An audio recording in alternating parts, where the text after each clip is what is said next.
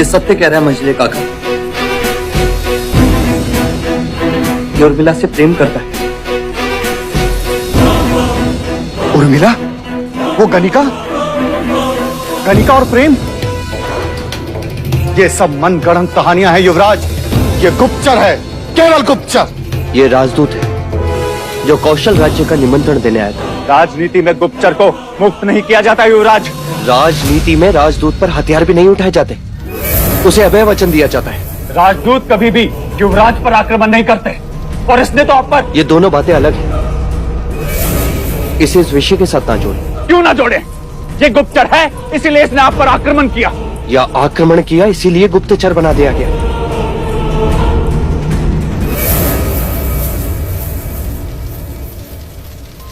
मुक्त कर दो इसे।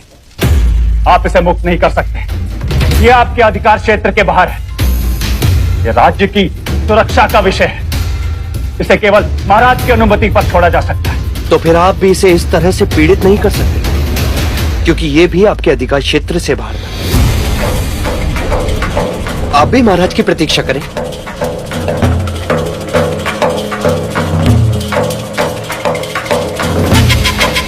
युवराज होने के नाते आज मैं इसे एक अभय वचन देता हूं, और सब इसका पालन करेंगे।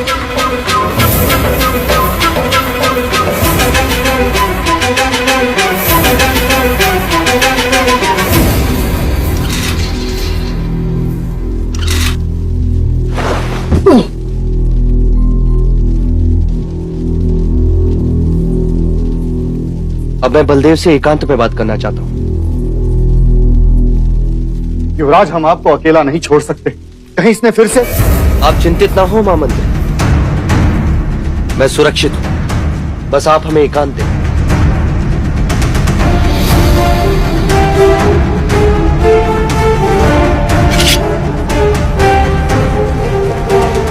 सिद्धार्थ अपनी मर्यादा और बड़ों का आदर भूल रहा है।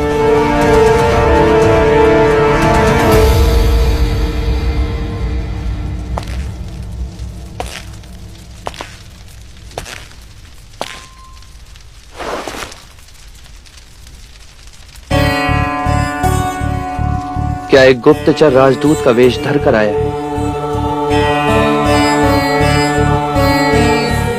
नहीं, एक राजदूत एक प्रेमी बन के रह गया। तो तुमने मुझ पर आक्रमण क्यों किया? आप जानते हैं, मैं उर्मिला से प्रेम करता हूं। किसी और को उसके साथ नहीं देख सकता।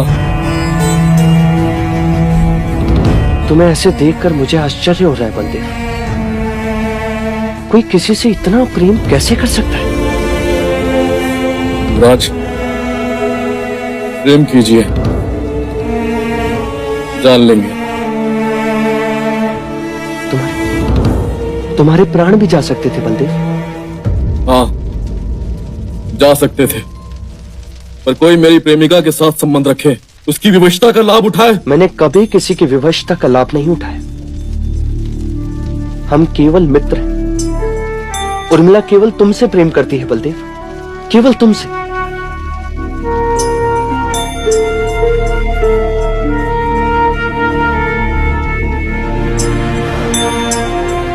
क्या तुम उर्मिला से विवाह करोगे? क्या तुम उसे अपनी पत्नी का स्थान दोगे?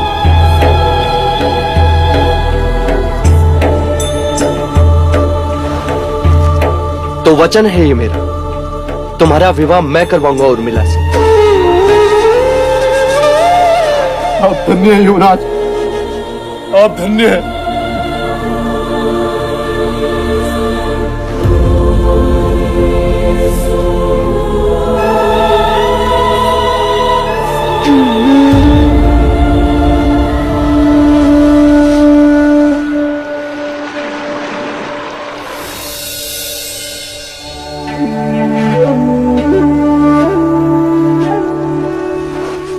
युवराज, किस सोच में है?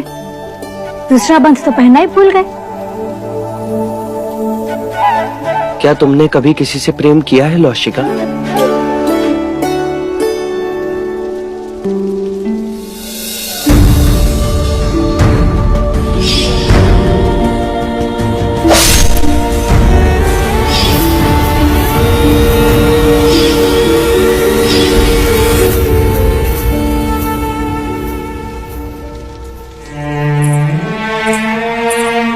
तुमने कुछ कहा नहीं, यानी तुम्हें भी मेरी तरह प्रेम की अनुभूति नहीं हुई।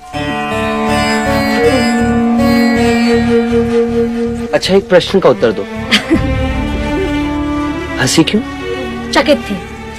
आज आपने कोई भी प्रश्न नहीं पूछा। क्या प्रेम करने वालों का विवाह करवाना योग्य कर्म है? हाँ युवराज, ये बहुत पुण्य का काम है। बहुत कम लोग होते हैं जिन्हें प्रेम करने वाले मिलते हैं। तो प्रार्थना करना कि मैं 2 प्रेम करने वालों का विवाह करा सकूं और मुझे भी प्रेम की अनुभूति हो।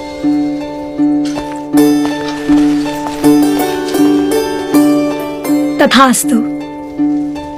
आप प्रेम से अज्ञान हैं और वो भी जो आपसे प्रेम करती है। यशोधरा, आपकी अनुभूति।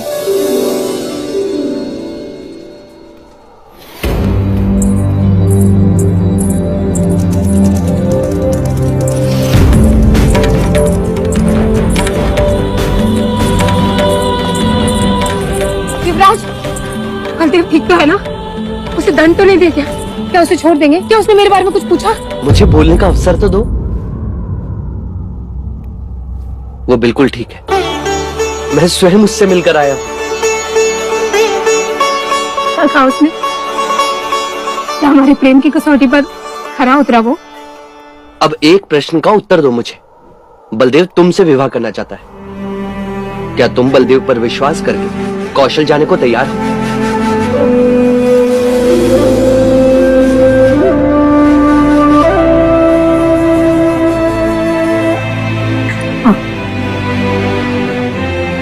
तो मैं तुम्हें वचन देता हूं, तुम दोनों का विवाह मैं करवाऊंगा।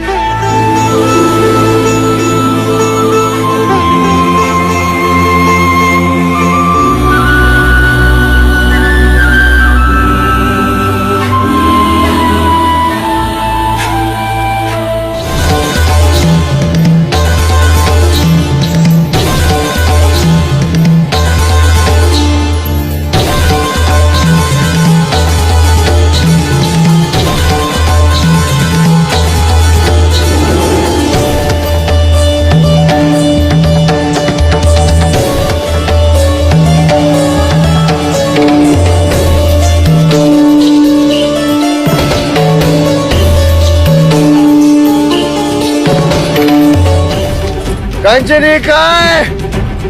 हाँ? मोहिनी देवी, हम कंचनी को देखना चाहते हैं, बुलाइए उसे। क्षमा कीजिए कुमार, किंतु कंचनी आपकी सेवा में उपस्थित नहीं हो पाएगी।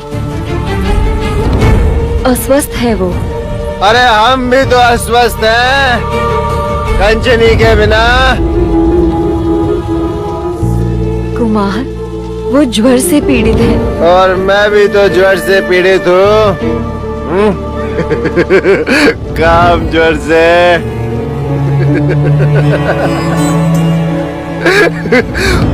वो किस ज्वर से पीड़ित है? लालच के ज्वर से? बोलो।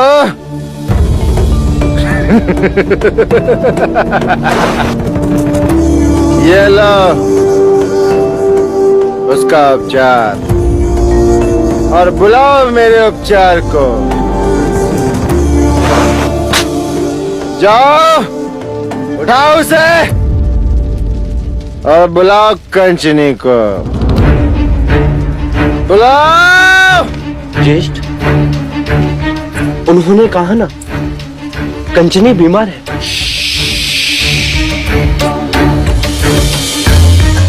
ये रंग भवन है, कोई गुरुकुल या राज दरबार नहीं है। क्या तुम्हारी चलेगी? समझे? ये हमारी और कंचनी की बात है। मोहिनी देवी, आप जानती हैं कि कंचनी के नृत्य के बिना हम रात की कल्पना भी नहीं कर सकते। बुलाइए उसे, कंचनी को बुलाइए। कंचनी आएगी और नृत्य करेगी। वो नृत्य करेगी और हम बदहोश होंगे।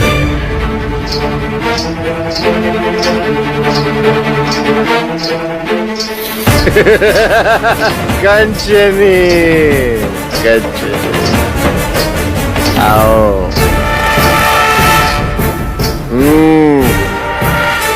अब नृत्य शुरू करो सुंदरी।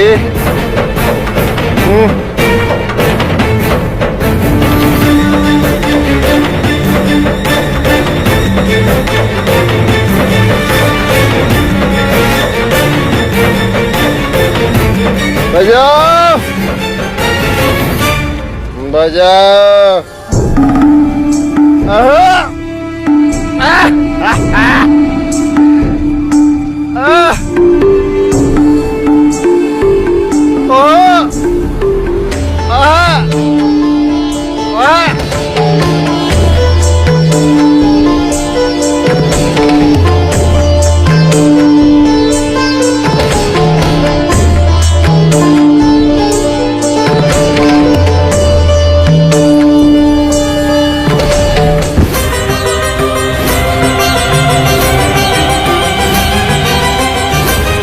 बंद करो ये नाटक और नृत्य शुरू करो।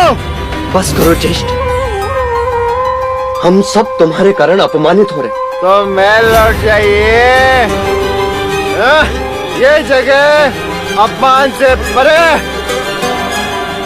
तुम देख रहे, ये स्वस्थ है। ये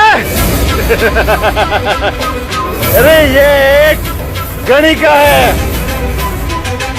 हमारी कामाग्नि को शांत करना इसका कर्तव्य है। ये हमारी तरह मनुष्य भी है। ये सिर्फ एक गणिका है, एक उपभोग की वस्तु। इसके अतिरिक्त कुछ नहीं है। क्षमा करना चाहिए, आपको केवल स्त्री शरीर की आवश्यकता है और कुछ नहीं। तो और भी है यहाँ पर, किसी के भी साथ अपना दिल बहला लीजिए। अच्छा ठीक है, जैसी युवराज की आज्ञा। तो फिर आज रात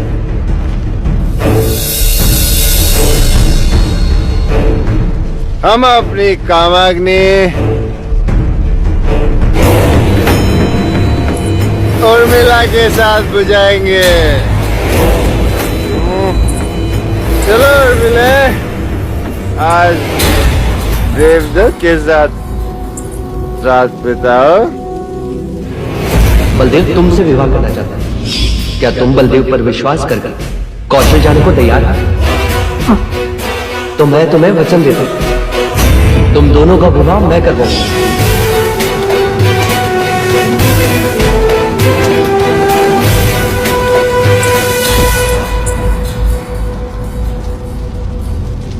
क्या हुआ युवराज,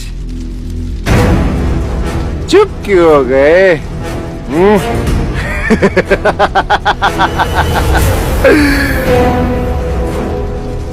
नहीं रह सकोगे ना उर्मिला की वीणा के बिना? कहना आसान होता है युवराज, और करना कठिन। जिस तरह तुम उर्मिला के वीणा के बिना तड़पते हो ना, उसी तरह हम भी अपनी कंचनी के बगैर तड़पते हैं। समझे? कंचनी, आओ कंचनी।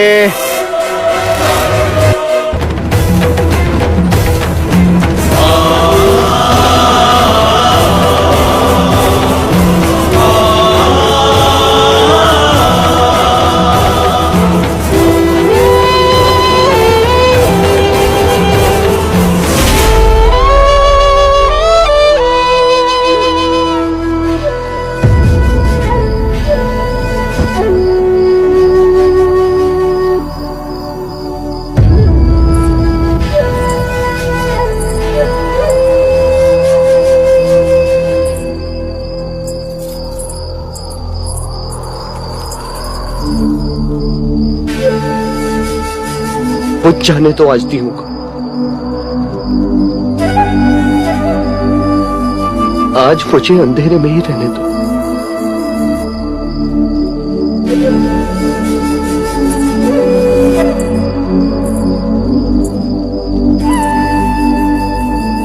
क्या वीणा सुनने की इच्छा है? नहीं, आज भीतर ही इतना शोर है कि कुछ सुनाई नहीं देगा। मेरे हृदय में यह बात शूल की तरह चुभ रही। यह सब देखकर भी मैं ज्येष्ठ को रोक न सका। आप और मैं दोनों ही विवश हैं। आज एक प्रश्न और मेरे मन में उठा कि लोग इसे आनंद भवन क्यों कहते हैं?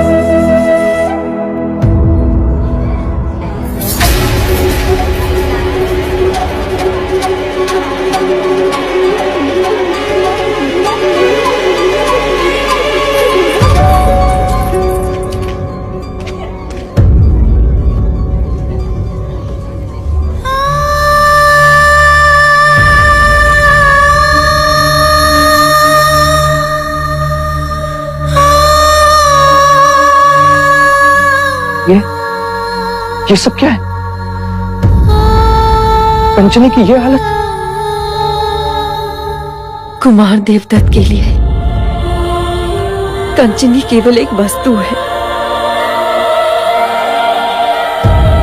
जो उन्होंने गिरा दी, टूट गई। कंचनी ने विरोध क्यों नहीं किया? गणिकाएं विरोध नहीं कर सकती युवराज। यदि हमने विरोध किया तो ये तो अमानवीय है। कोई ऐसा व्यवहार पशु के साथ भी नहीं करता। मैंने बहुत विनती की पर वो नहीं रुके।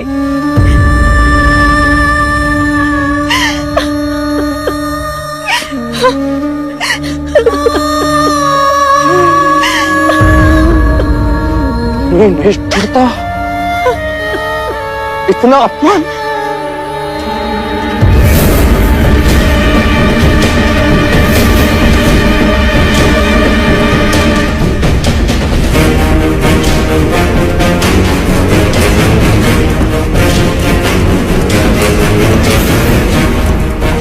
ज्येष्ठ कहाँ है कामुका? जी, वो अखाड़े की ओर गए हैं।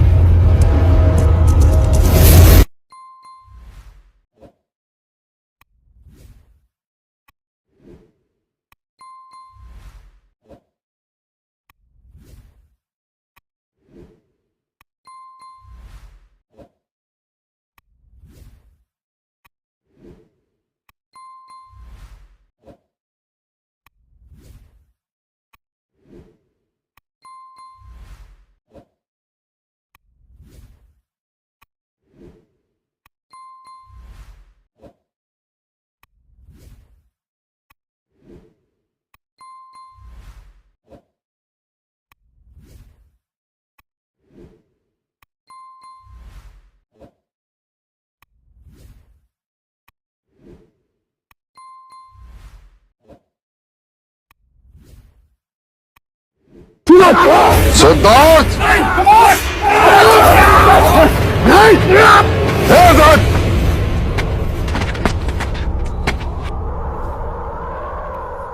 महाराज की उपस्थिति ने तुम्हें बचा लिया देवदत्त, वरना आज मैं तुम्हारा वही हाल करता।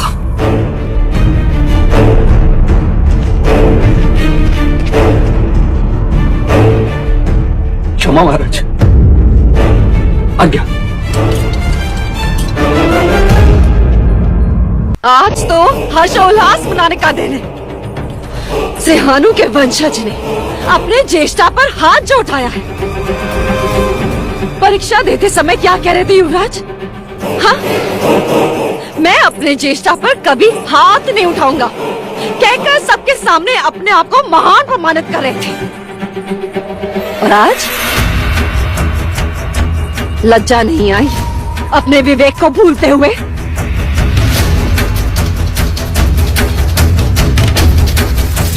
सिद्धार्थ,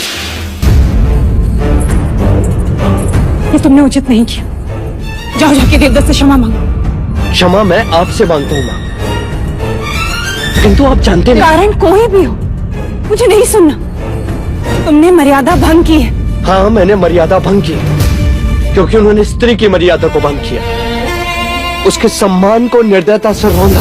तो ये मत भूलिए युवराज सिद्धार्थ कि जिस स्त्री की आप बात कर रहे हैं वो कोई देवी नहीं, एक तुच्छ गणिका है। वो गणिका एक स्त्री भी है। उसने देवदत्त की सेवा में उपस्थित रहने से मना किया।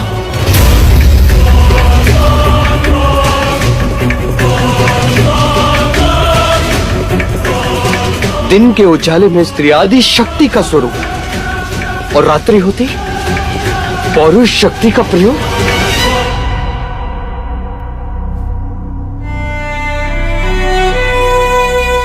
ज्येष्ठा ने आज हम सबको लज्जित कर दिया। और विवेक मैं नहीं भूला, संस्कारों की होली ज्येष्ठा ने जलाई और बदनाम हुआ मैं।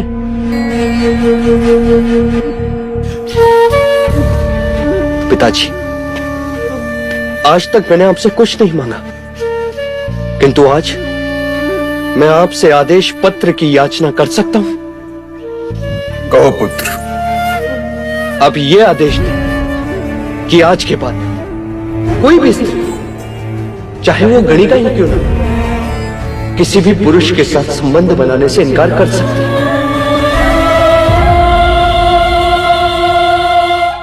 और उसके इनकार करने पर कोई उसके साथ जोर जबरदस्ती करता है, उसके सम्मान को ठेस पहुंचा, तो उसे वही दंड मिलेगा जो एक हत्यारे को दिया जाता है।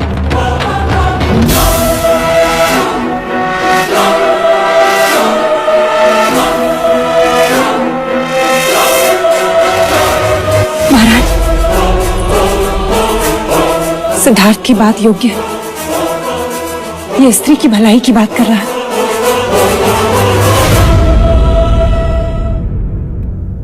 ठीक है सिद्धार्थ, जो तुम चाहोगे वही आदेश होगा। आपका ये आदेश मेरे लिए आपका दिया हुआ सबसे बड़ा उपहार है पिताजी। आज्ञा।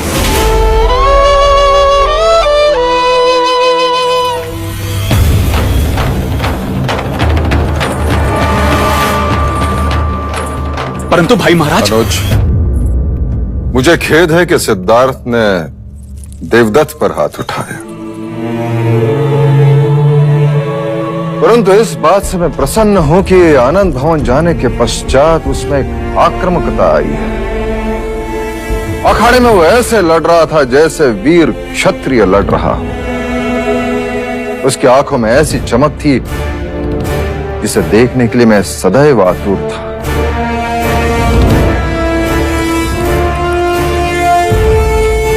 बधाई हो देवी।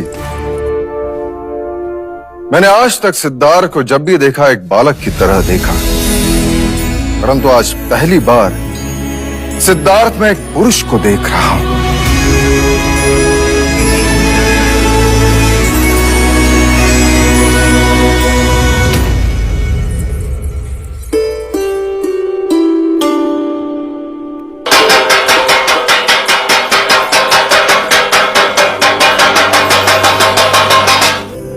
क्या हुआ? अरे क्या पूछ रही हो? क्या हुआ? यूं कहो, युग बदलने का संकेत है। मैं कुछ समझी नहीं।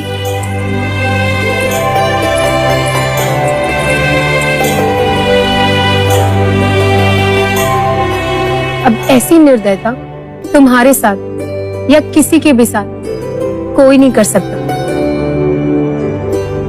युवराज भी नहीं। ये तो क्या कह रही है? युवराज के कहने पर महाराज ने आदेश निकाला है। अब कोई भी स्त्री किसी भी पुरुष के साथ संबंध बनाने से मना कर सकती है, और यदि उसके मना करने के पश्चात भी उस पर कोई अत्याचार करेगा तो उसे दंड दिया जाएगा। किंतु युवराज, ये आदेश तो केवल स्त्रियों के लिए है। हम तो गणिकाएं हैं। गणिकाएं भी मना कर सकती हैं। अब इच्छा सिर्फ तुम्हारी हो, किसी और की नहीं।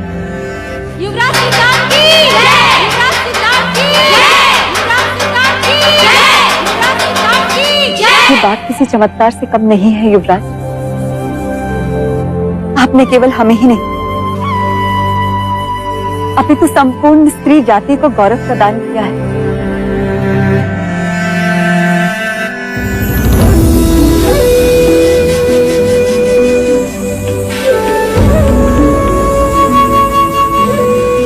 युवराज, आज मंगल घड़ी, आप यहीं रुक जाइए। नहीं, मंगल घड़ी तो भी आने वाली। अब कौन सी मंगल घड़ी आने वाली है? मैं नहीं समझी। गांधर्व विवाह की तैयारियां कीजिए।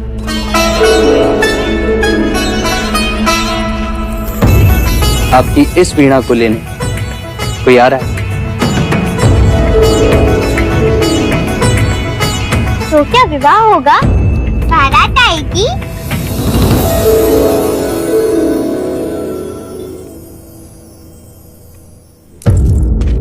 तुमने मुझे प्रेम से परिचित करवाया, अब मैं तुम्हें तुम्हारे प्रेम से मिलवाऊंगा। मेरे जीवन में तुम्हारा स्थान किसी गुरु से कम नहीं।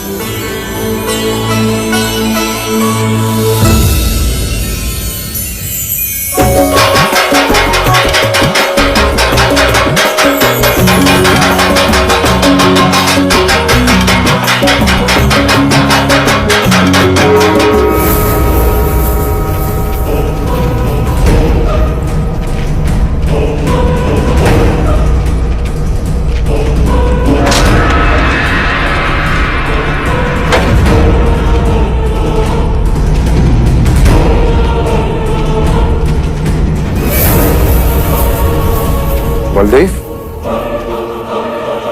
कौशल का राजदूत, ये यहाँ क्यों अनुज? राजदूत नहीं, गुप्तचर है ये।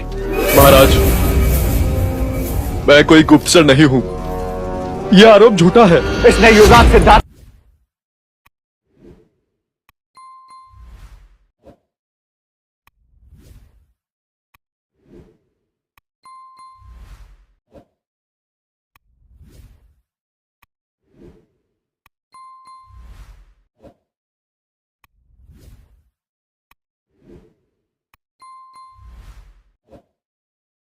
भाई महाराज। महाराज, युवराज सिद्धार्थ पधार रहे हैं।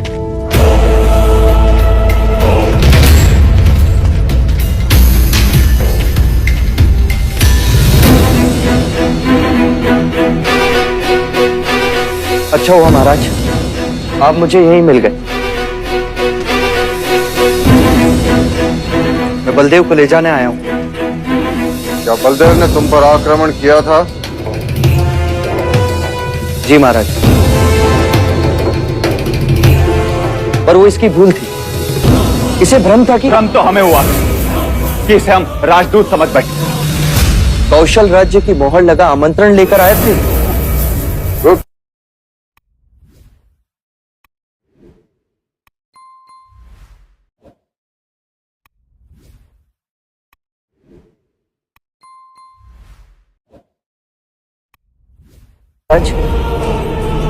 पर आप दंड इसे नहीं, कपिल वस्तु की प्रजा को देंगे। अर्थात? अर्थात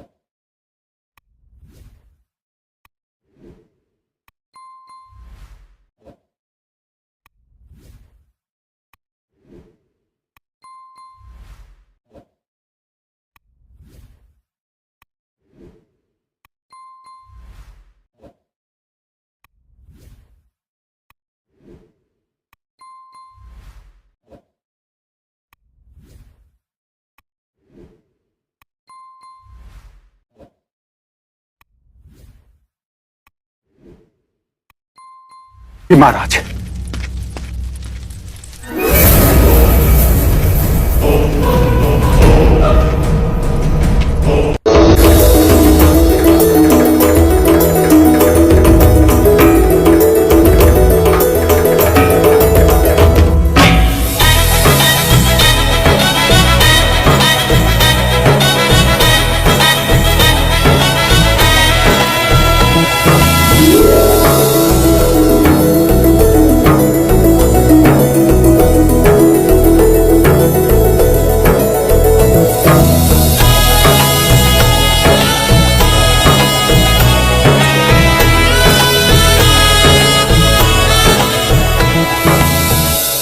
पैर मेरे नहीं, बड़ों के और माता पिता के छूना। बलदेव, कौशल पहुंचते ही सारे समाज के सामने रीति रिवाज के साथ उर्मिला को अपनाना।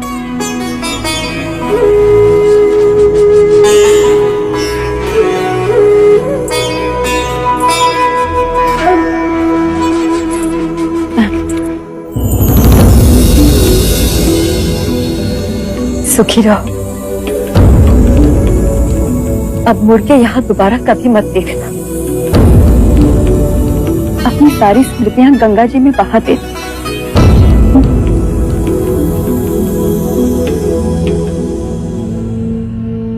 युवराज, ये सब कुछ आपकी इच्छा शक्ति के कारण हुआ है।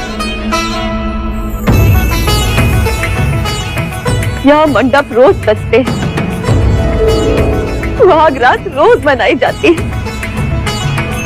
किंतु विवाह आज पहली बार हुआ है।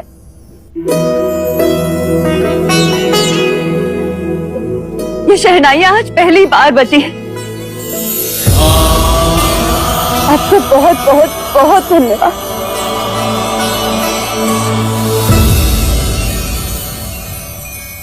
अब चलो युवराज, संध्या से पहले हमें सीमा पार करना है।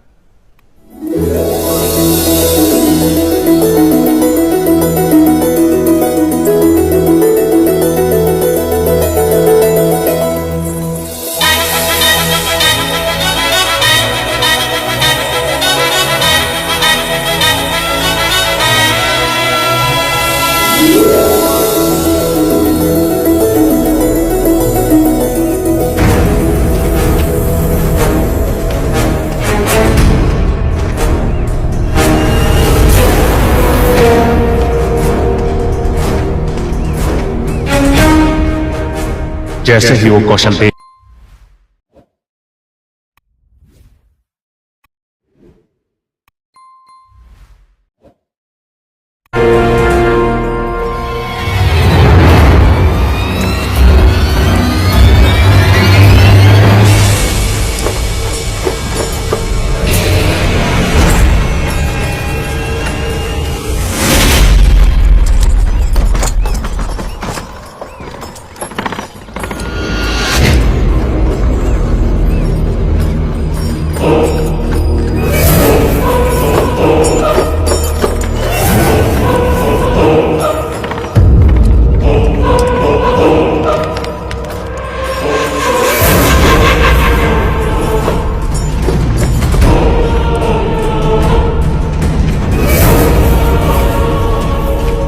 बलदेव, यहां कपिल वस्तु की सीमा समाप्त होती है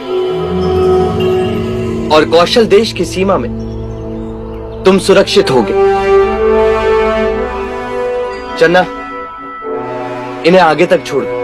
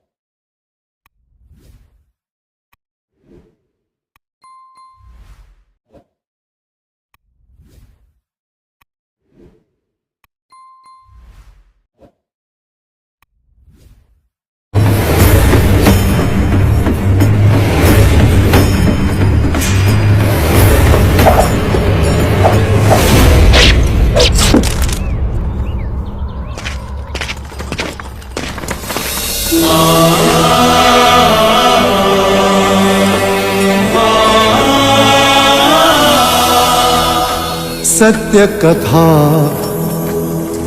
पुरुषार्थ कथा, सुनो सुनो सिद्धार्थ कथा।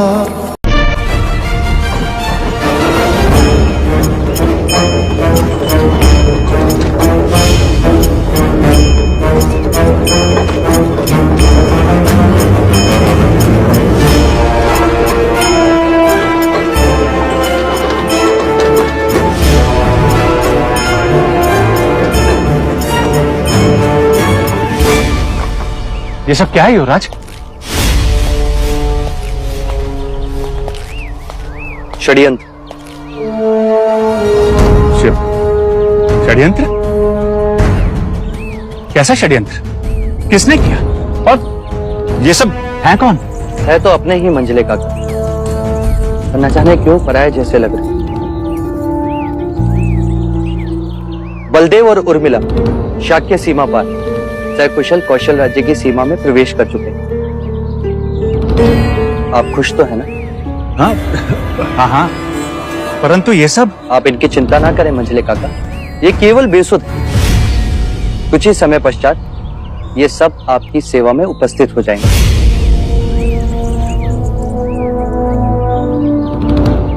क्या आपको नहीं लगता मंझले काका कि अब हमें सिर्फ एक ही काम करना चाहिए?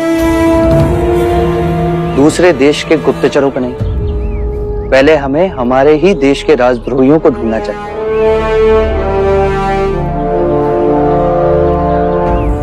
ठीक कहा ना मैंने? हाँ, मैं भाई महाराज से इस विषय में अवश्य चर्चा करूंगा।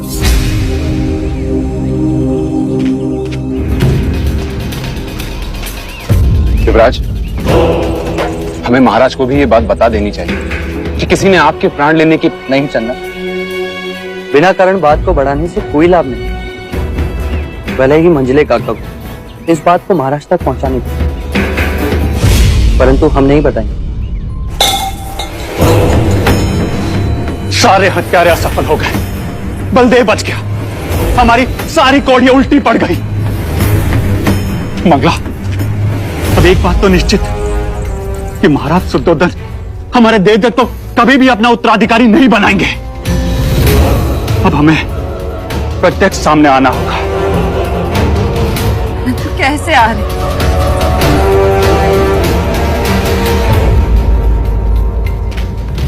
एक रास्ता है, किसी भी प्रकार राजा दंडपानी हमारे हाथ आ जाए। राजा दंडपानी? परंतु उनसे देवदत्त के उत्तराधिकारी बनने का क्या संबंध है आर्य? संबंध है मंगला। देवदत्त को उत्तराधिकारी बनाने के केवल दो ही रास्ते हैं। राजा दंडपानी की महाकौशल से घनिष्ठ मित्रता है और उनकी सहायता से हम महाराज प्रसन्नजीत तक पहुंचेंगे और फिर उनके साथ मिलकर कपिलवस्तु का राज पलट देंगे। और दूसरा रास्ता? यशोधरा। यशोधरा? हाँ मां, जब मैं यशोधरा को देवदाह पहुंचाने गया था तब उसकी जन्म कुंडली देखने कुछ ब्राह्मणगण आए थे और उन्होंने ये भविष्यवाणी की थी। बधाई हो महाराज दंडपानी, राजकुमारी यशोधरा की जन्म कुंडली में ऐसा ग्रह योग है कि उनका विवाह किसी चक्रवर्ती सम्राट से ही होगा।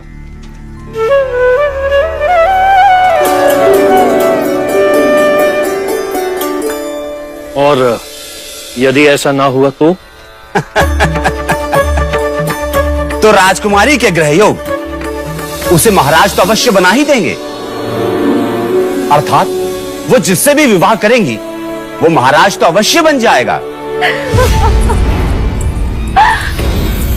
अर्थात अब कुछ भी हो जाए हमें देवदत्त का ब्याह यशोधरा से करवाना ही होगा।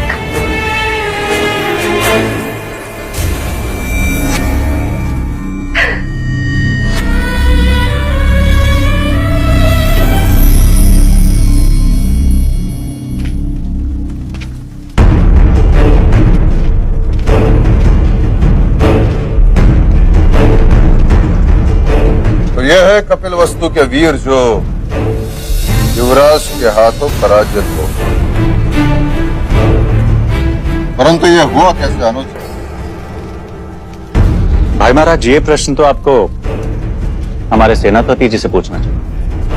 क्षमा चाहूंगा महाराज। युवराज सिद्धार्थ विद्वान होने के साथ साथ एक शूरवीर, तेज और पराक्रमी योद्धा भी है। जैसे क्षत्रिय को होना चाहिए। हाँ महाराज, उन्होंने मेरा शस्त्र प्रयोग किए ही इन वीरों को परास्त कर दिया।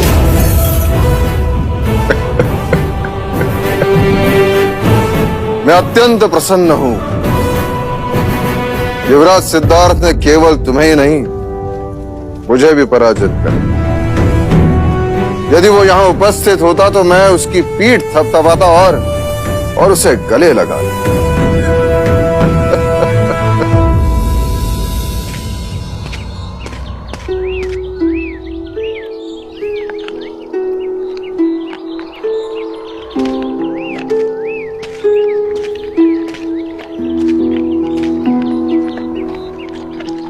कंठक, आज हमारे युवराज बड़े चुपचाप हैं। तुम इनसे कुछ बुलवा दो तो जाने।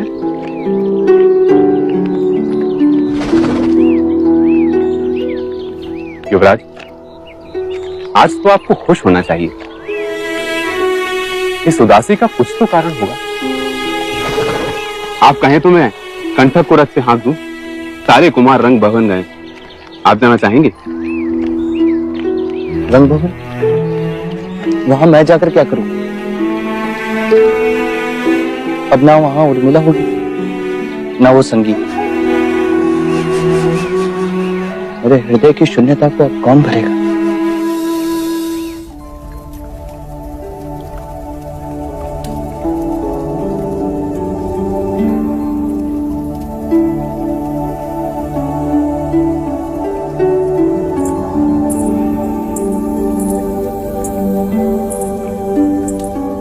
देव, श्रवस्ती से मेरे लिए क्या लाए?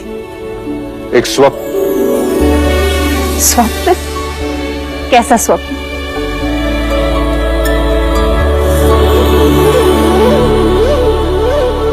सिद्धार्थ के राज्याभिषेक का स्वप्न।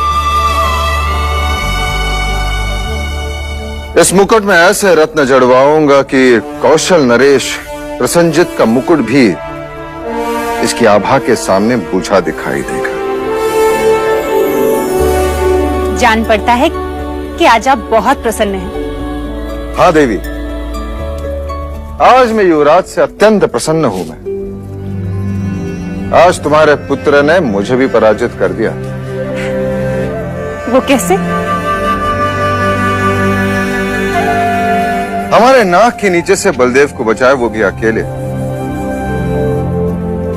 आज उसने ये सिद्ध कर दिया कि वो चतुर होने के साथ साथ पराक्रमी भी है।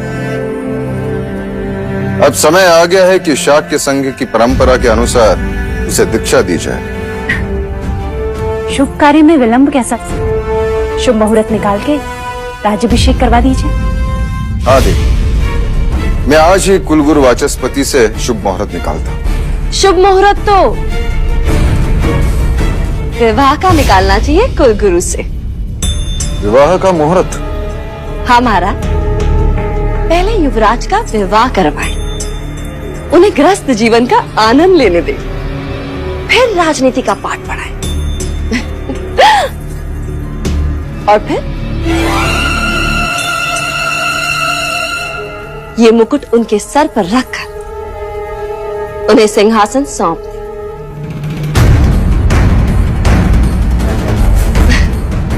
वैसे इस समय इस मुकुट का भार युवराज के लिए बहुत ज्यादा होगा ना? आप तो युवराज को अच्छी तरह से जानते हैं ना। जो भी करते हैं 100% करते हैं। अब राजनीति में रम गए तो समझो राजनीति में ही रम गए। फिर संसार कहाँ याद रहेगा?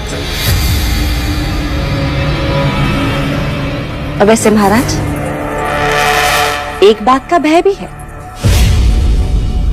कि कहीं राजनीति युवराज सिद्धार्थ को फिर से विरक्त ना बना।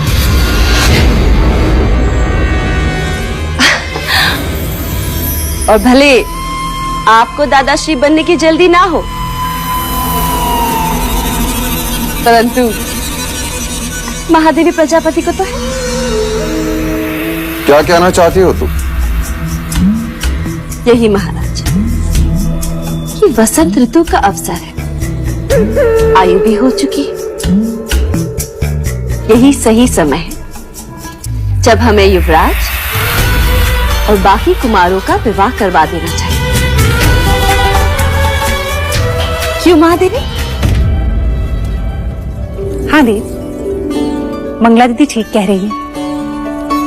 कुछ दिनों पश्चात वसंत उत्सव है। क्यों ना हम इस उत्सव को युवा उत्सव में बदल दें, जहां समस्त शाक्य राजकुल के सभी राजकुमार और राजकुमारियां एक दूसरे से मिलें, एक दूसरे को पसंद कर लें और जीवन का एक क्रम पूर्ण हो, विवाह हो। हाँ, और फिर युवराज सिद्धार्थ का राज्याभिषेक तो कभी भी कर सकते हैं। सिंहासन घर में ही तो है। अब वैसे लगे हाथ अमिता को भी आग्रहपूर्ण निमंत्रण देवदा भेज दे। यशोदा की आयु भी तो विवाह के योग्य हो गई है ना? आपने तो मेरे शब्द छीन लिए मंगला दीदी। देव, मंगला दीदी का विचार सराहनीय है।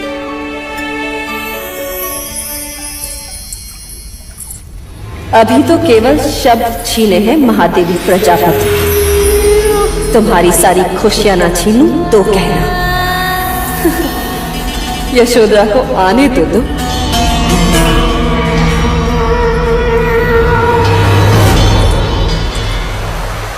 महादेवी, महादेवी, आज राज्यसभा में घोषणा हुई कि वसंत उत्सव में मिलने वाली शाक्य परिषद में युवराज सिद्धार्थ को संघ का सदस्य बनाया जाएगा। सच?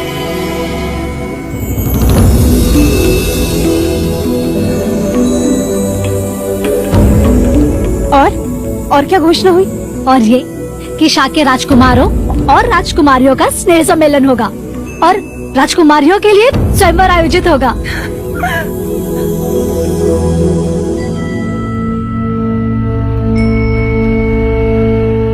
पर तू क्यों इतना खुश हो रही है? वो इसलिए क्योंकि जिस कामना हेतु आप ये दिए कर रही है ना, वो बहुत जल्द पूर्ण होने जा रही है। राजकुमारी यशोधरा आ रही है महादेवी, और अमिता दीदी के यहाँ देवदा में निमंत्रण भेजा जा चुका है। लौशिका, तुझे पता है मुझे यशोधरा बहुत पसंद है। बस अब ये देखना है कि उसे भी सिद्धार्थ पसंद आ जाए। तो आप एक दिया और कीजिए, क्योंकि आपकी ये इच्छा तो कब की पूर्ण हो चुकी है। क्या? वो कैसे? महादेवी, यशोधरा की आंखों में मैंने युवराज सिद्धार्थ के लिए प्रेम देखा है, और देवदा चाहते हुए कह रही थी कि देखना, कुछ ही समय में मैं रानी बनकर लौटूंगी इस कपिलवस्तु में। और सिद्धार्थ की आंखों में क्या है लौशिका? प्रश्न। वो तो स्वयं नहीं जानते कि उन्हें यशोधरा से प्रेम हो चुका है। वो अब भी प्रेम की परिभाषा ही ढूंढ रहे हैं। वो भी जल्दी ही मिल जाएगी। बस आपको उन दोनों को एक करना है। लो, अब तो शगुन का घंट भी बज गया। ईश्वर ने भी अनुमति दे दी। अर्थात यशोधरा को भी साथ बुलाया है।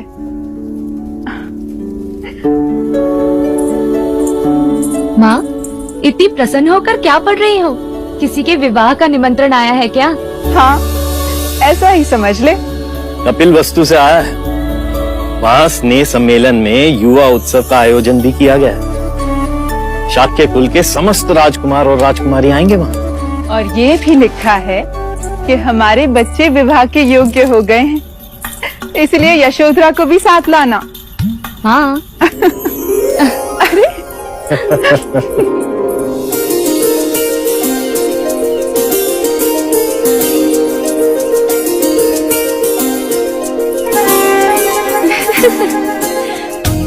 अच्छा, तो तुम अब कपिल वस्तु के राज परिवार की वधू बनोगी। ऐसे कैसे कह सकती है तू? सुना नहीं, हमारे बच्चे अब विवाह योग्य हो गए हैं। हमारे बच्चे अर्थात कपिल वस्तु के किसी एक राजकुमार के साथ हमारी यशोधरा की विवाह की बात छेड़ेंगे बोलो। इसमें हमें कौन सी आपत्ति हो सकती है? वैसे भी वो शाक्य कुलाधीश हैं। देवदत्त से बात चले तो मैं सोच भी सकता हूं, किंतु सिद्धार्थ के साथ कदापि नहीं। बता दो, युवराज सिद्धार्थ दिखने में कैसे है?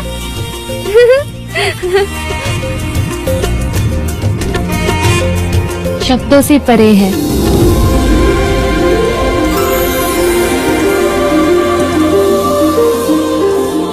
और उनकी आंखें? प्रेम और करुणा से भरी है उनकी आंखें। और उनकी मुस्कुराहट? उनकी मुस्कुराहट जो देखे मंत्रमुग्ध हो जाए। और उनकी वाणी? संगीत के सुरों की तरह।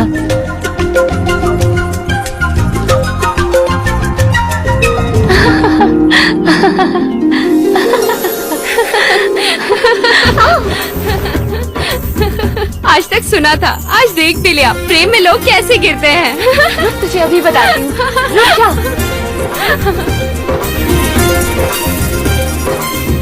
मुझे सिद्धार्थ पसंद है, परंतु मुझे देवदत्त पसंद है।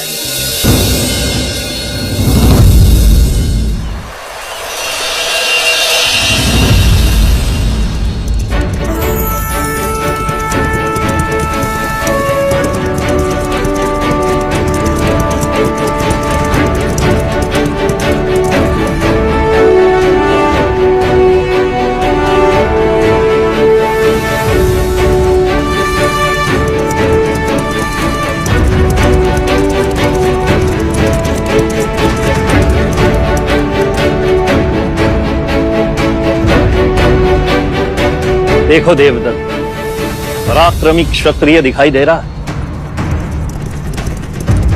और आप सिद्धार्थ को देखिए, मानो देवांश हो।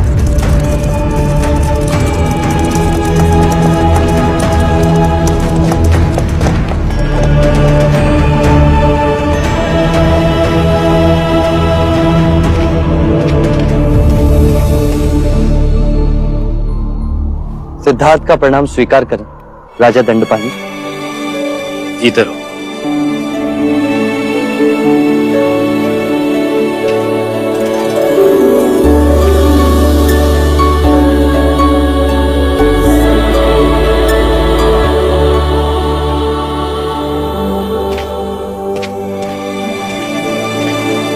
सदा सुखी रहो।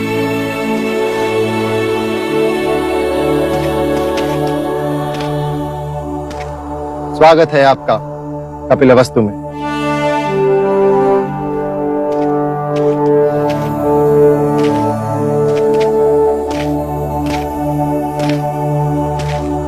यशोधरा, ये तुम्हारे लिए। तुम मेरे लिए कुछ नहीं लाए सिद्धार्थ? मैं जानता था तुम मांग कर लेने वालों में से हो।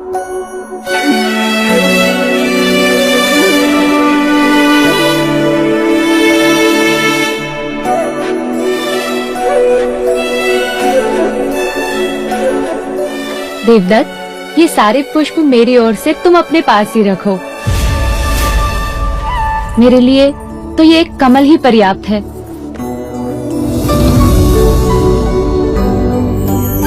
क्या अंतर है मेरे कमल में और सिद्धार्थ के दिए हुए कमल में? प्रत्यक्ष तो कोई नहीं, किंतु हाँ, परोक्ष अवश्य है। हाँ देवदत्त, ये सारे पुष्प तुमने अपने सेवकों से मंगवाए हैं और सिद्धार्थ स्वयं जाकर लेकर आए हैं। हाँ, देखो सिद्धार्थ के पैरों में अभी भी मिट्टी लगी है।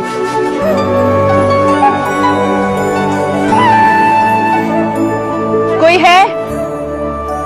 युवराज के पैर धुलाने का प्रबंध किया जाए। चलो सिद्धार्थ।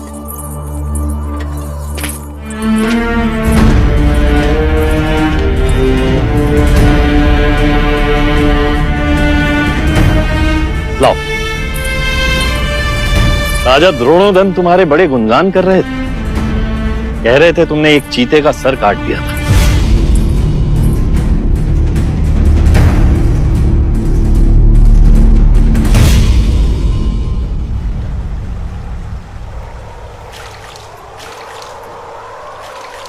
सुना है तुमने रंगभवन में किसी गणिका और कौशल राज के राजदूत का विवाह करवाया है। हाँ, वो दोनों एक दूसरे से बहुत प्रेम करते थे। अर्थात अब तुम प्रेम को समझने लगे हो। हाँ, कुछ कुछ समझने लगा हूं, पर अनुभूति से वंचित हूं। अरे गोपा, क्या हुआ गोपा? कुछ नहीं।